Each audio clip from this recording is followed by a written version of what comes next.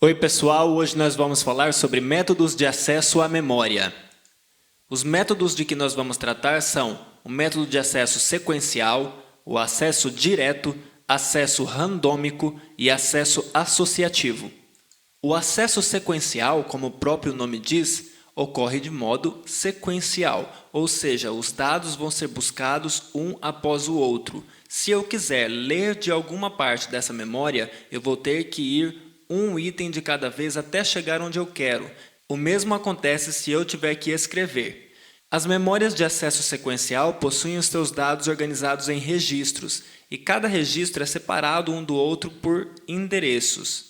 Por conta de eu ter que buscar os dados sequencialmente, o tempo de leitura ou de escrita é bastante variável. Se eu estiver próximo de onde eu quero ler ou escrever, eu vou demorar menos tempo. Exemplos de memória com acesso sequencial são as fitas magnéticas.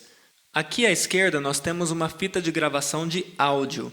Se você já teve a oportunidade de ouvir músicas usando uma dessa, você vai se lembrar que, para você encontrar uma música, você tem que posicionar o seu cabeçote de leitura exatamente na posição que você precisa. Então, se a sua música estiver no meio da fita, você vai ter que girar isso daqui até que o cabeçote de leitura seja posicionado no meio da fita.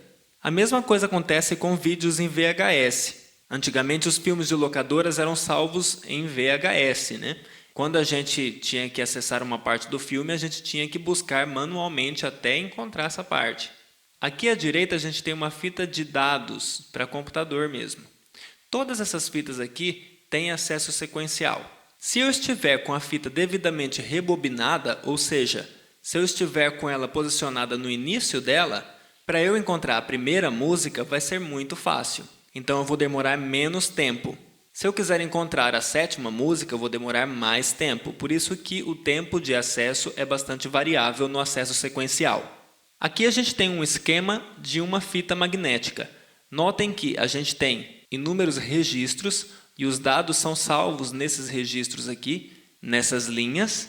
Há um espaço entre os registros com endereços separando cada um desses registros e há trilhas paralelas em cada um desses registros.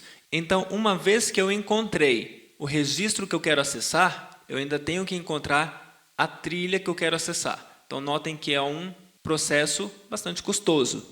Aqui eu estou ilustrando uma fita magnética de 9 trilhas. Depois surgiram fitas com uma capacidade de trilhas maior por registro. A segunda forma de acesso à memória que a gente tem é o acesso direto. Assim como ocorre no acesso sequencial, a memória no acesso direto também é organizada em registros separados por endereços. Contudo, cada registro tem o seu endereço único baseado na sua localização física. E o cabeçote de leitura e escrita pode ser posicionado já diretamente próximo dessa localização física. Um exemplo de memória que utiliza acesso direto é o disco rígido, o HD. Aqui nós temos uma figura de um disco rígido. Ele possui um atuador que é responsável por mover o braço de leitura sobre o disco e na ponta desse braço a gente tem a cabeça de leitura ou o cabeçote de leitura. É essa cabeça que se posiciona sobre a trilha que eu quero ler do meu disco. O meu disco fica girando neste eixo a uma velocidade muito alta. Ainda é comum encontrar HDs de 5.400 rotações por minuto. Então esse disco gira 5.400 vezes por minuto. Mas já há discos rígidos mais rápidos, de 7.200 RPM, rotações por minuto, ou até mais de 10.000 RPM. Nesse disco aqui, a gente possui trilhas, e em cada trilha a gente possui setores. As trilhas são essas linhas que estão aqui em azul escuro. Em cada uma dessas trilhas a gente tem inúmeros setores que são divididos igualmente no mesmo ângulo aqui. Os dados são escritos nesses setores de uma ou mais trilhas.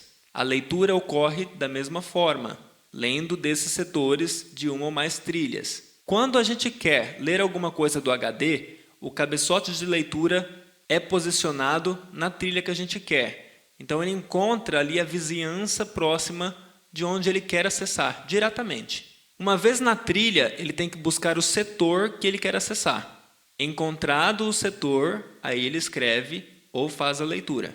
Então, notem que a gente tem um acesso direto aqui na vizinhança da trilha, mas após encontrar a trilha, o acesso é sequencial. Então, a gente ainda tem um acesso sequencial ocorrendo, mas ele é menos custoso do que o que ocorria com a fita magnética. Por conta de ainda existir esse acesso sequencial, o tempo de leitura e de escrita no HD também é variável. O terceiro método de acesso é o acesso randômico. No acesso randômico, cada posição de memória vai possuir um endereço fisicamente conectado ou associado a ela. A memória de acesso randômico mais conhecida é a memória RAM, a memória principal do computador. Se você viu o nosso vídeo sobre memória RAM, você vai perceber que cada célula dessa memória possui um endereço associado a ela. Quando o meu processador precisa acessar uma posição dessa memória, ele sabe já o endereço que ele precisa acessar.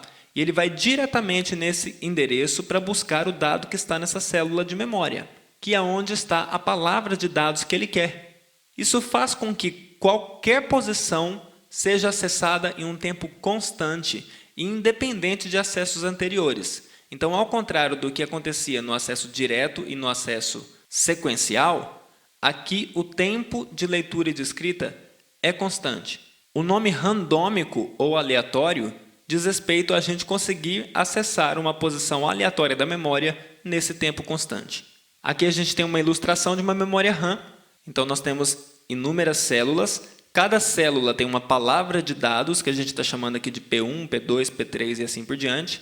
E cada célula tem o seu endereço.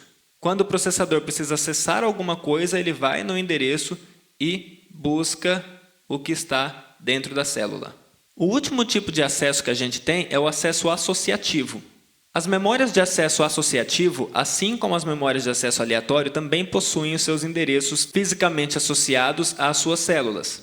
Entretanto, a leitura dos dados no acesso associativo ocorre de uma forma diferente. Existe uma comparação de uma string de busca, ou seja, de uma palavra que a gente está querendo buscar, dentro da nossa memória. E a gente não busca a palavra inteira em todos os registros da memória, mas apenas uma parte dessa palavra. Vamos supor que eu queira buscar a palavra abacaxi na memória. Ao invés de eu buscar abacaxi e verificar em quais endereços eu tenho essa palavra inteira escrita, eu vou buscar, por exemplo, por bacá, que é uma parte da palavra abacaxi. E eu vou encontrar na minha memória onde que esse bacá está localizado. Para executar essa lógica, no acesso associativo, a gente tem alguns registradores. Um registrador vai ter a string que a gente está querendo buscar. No caso do meu exemplo, seria o abacaxi. Um outro registrador, chamado de Key Register, é um registrador que tem uma máscara que vai indicar qual é a parte dessa string que vai ser buscada na minha memória. E eu vou ter um outro registrador que vai ter o mesmo número de bits da quantidade de endereços da minha memória. Então, se a minha memória tem M endereços, como está sendo ilustrado aqui, esse registrador, que eu estou chamando aqui de registrador de match, de casamento de caracteres, vai ter M bits, um bit para cada endereço da minha memória. Como funciona esse acesso associativo? Eu tenho que olhar a minha máscara, que é o meu Key Register, e eu vou ver onde tem bit 1 neste Key Register. Então, eu tenho um bit 1 aqui e tenho um bit 1 aqui. Nessas posições onde eu tenho bit 1, eu vou buscar o dado da minha string de busca. Ou seja, ao invés de eu buscar a string 1001, eu vou buscar apenas este 0 e este 1. Eu vou fazer um casamento de caracteres sempre que o bit menos significativo, neste caso aqui, que é o bit 0, for 1 e o bit 2 for 0. Olhando a minha memória, onde isso daí acontece? Bom, no endereço 0, o meu segundo bit é 1. 1 já é diferente deste 0. Então, aqui no meu match, eu coloco 0, porque não bateu. Vou para o próximo endereço. No endereço 1, no bit 2, que é esse bit que eu estou buscando aqui, eu tenho 0. Então, esse 0 bate com esse 0. Ótimo, eu tenho que verificar agora se este 1 bate com o valor que está lá. Aqui é 1 e aqui também é 1. Opa, então maravilha. A parte da string que eu estou buscando bate neste caso. Então, aqui no meu registrador match, eu coloco 1. No endereço 2, não bate, porque 1 já é diferente de 0, então é 0. E aqui na última posição bate novamente. Tem o 0 aqui, batendo com este 0 aqui, e tem este 1 aqui, batendo com este 1 aqui.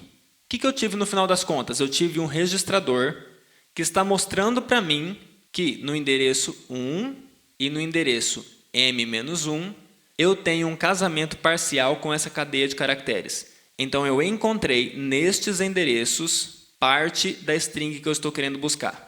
Esse tipo de acesso associativo é bastante utilizado em algumas memórias cache.